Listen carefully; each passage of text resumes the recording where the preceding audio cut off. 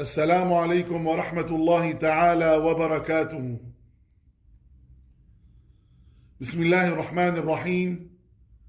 الحمد لله رب العالمين، وأفضل الصلاة وأتم التسليم على سيدنا محمد وعلى آله وأصحابه أجمعين.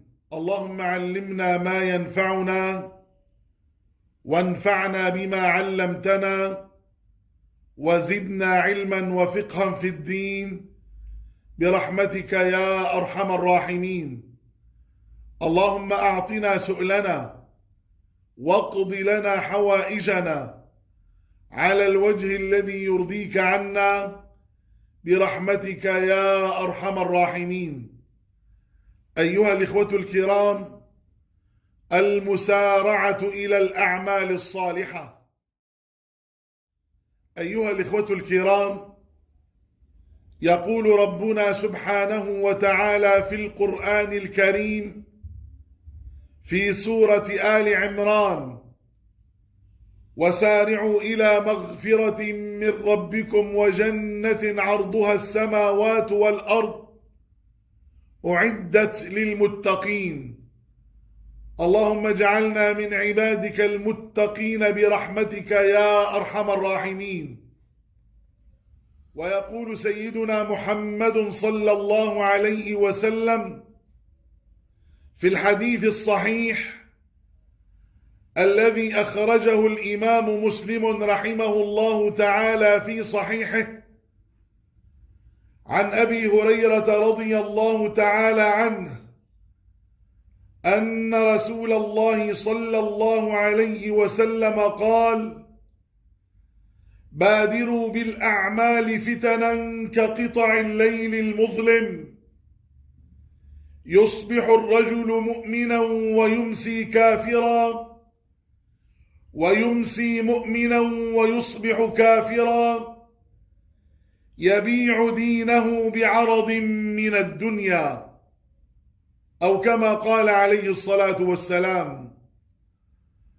اللهم احفظنا ونجنا من الفتن ما ظهر منها وما بطن برحمتك يا أرحم الراحمين. أسمعتم أيها الإخوة؟ أسمعتم إلى هذا الكلام الخطير؟ أسمعتم إلى كلام سيدنا محمد صلى الله عليه وسلم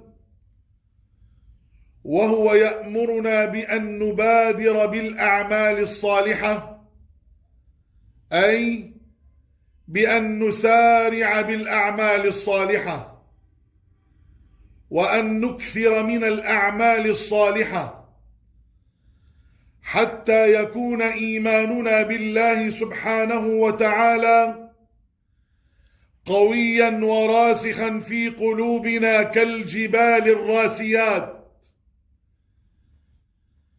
وإذا كان إيماننا بالله سبحانه وتعالى قويا فإنه لا يتأثر بالفتن مهما كانت قوية، ولا تزعزعه الفتن، ولا يبيع دينه بعرض من الدنيا قليل.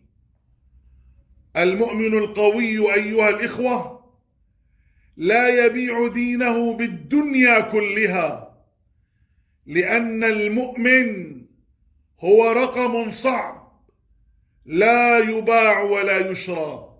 الأعمال الصالحة أيها الإخوة الكرام تقوي إيمان المؤمن كالصلاة والصيام وقراءة القرآن والذكر والإكثار من الصلاة والسلام على سيدنا محمد صلى الله عليه وسلم، والإكثار من الاستغفار والتسبيح والتحميد والتهليل والتكبير، وصلة الأرحام وبر الوالدين والإحسان إليهما، والإكثار من الصدقات، وترك الغيبة والنميمة والشماتة والتعيير وفضح الأعراض وترك الفواحش كلها ما ظهر منها وما بطن.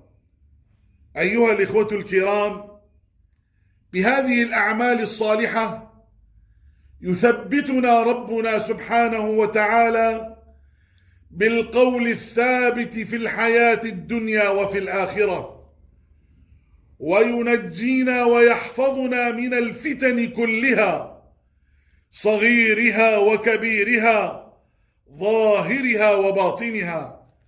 لذلك قال عليه الصلاة والسلام: بادروا بالأعمال فتنا كقطع الليل المظلم، أي سارعوا بالأعمال الصالحة من قبل أن تأتيكم فتن كقطع الليل المظلم.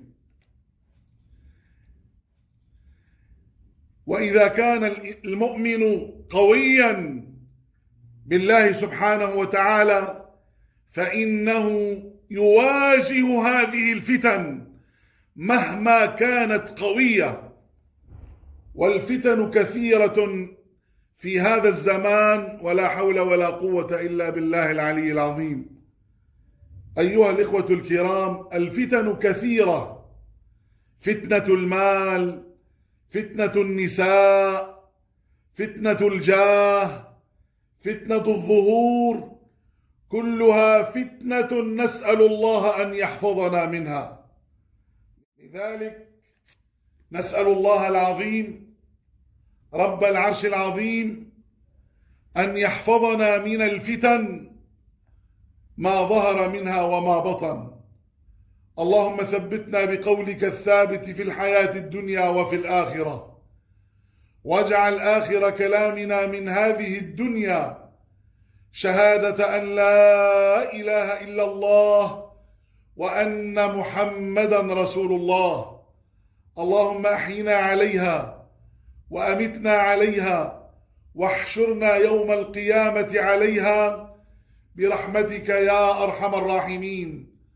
اللهم توفنا مسلمين وألحقنا بالصالحين وأحسن ختامنا أجمعين، واجعلنا من ورثة جنة النعيم، ولا تخزنا يوم يبعثون، يوم لا ينفع مال ولا بنون إلا من أتى الله بقلب سليم.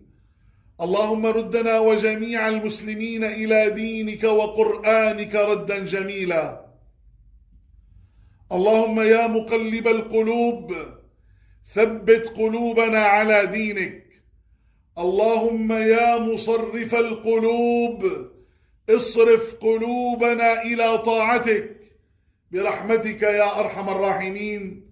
والحمد لله رب العالمين، وصلى الله وسلم وبارك وعظم وأنعم على سيدنا محمد وعلى آله وأصحابه أجمعين. والسلام عليكم ورحمة الله تعالى وبركاته.